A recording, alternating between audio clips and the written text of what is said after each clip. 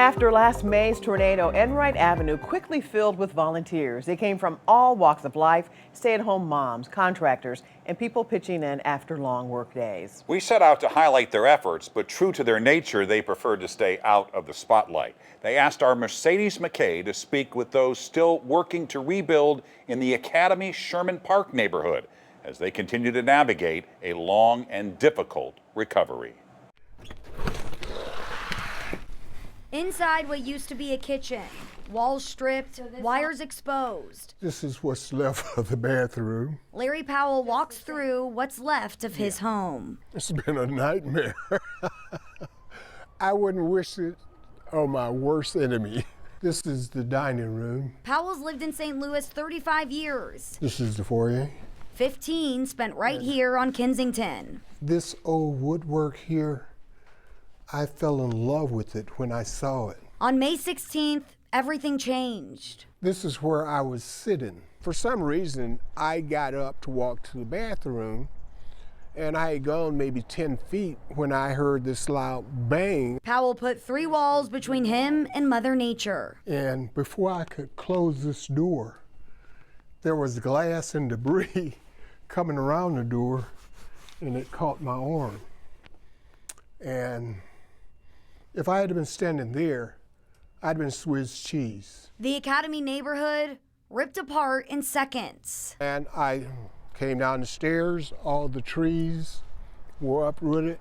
There was debris everywhere. You couldn't get down the street. A tight-knit community now scattered. All of us here, we've tried to bring the neighborhood up, and we know everyone by name, and it's just a shame that this is what we have left. A year later, efforts to rebuild come with uncertainty. My concern, though, is this house here. I am concerned about it falling into my house after I've put so much money into it. I'm in need of more help.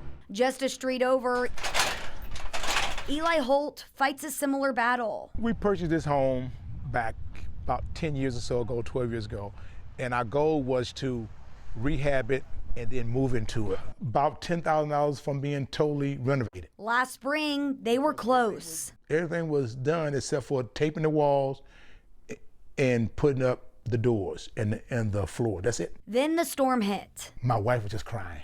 She said, I just don't believe. He said, who would have thought a tornado would come in the city of St. Louis? Progress shouldn't be this hard. I'm not asking for no handout. I'm just asking for a little assistance so we can just get and move back into our home. A place where his family's legacy lives on.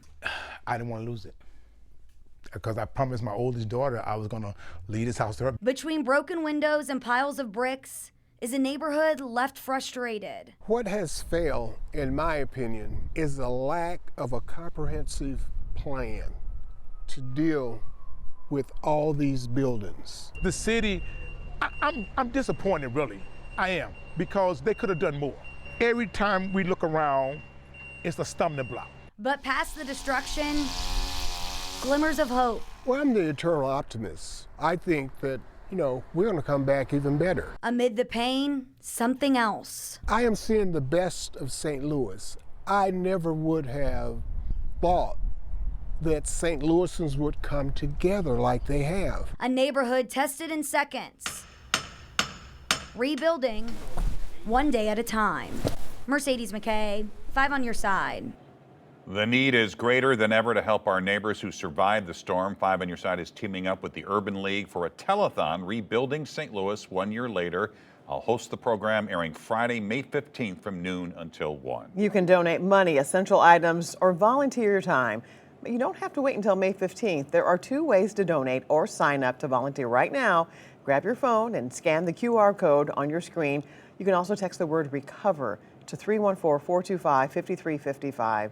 Thank you so much for your generosity.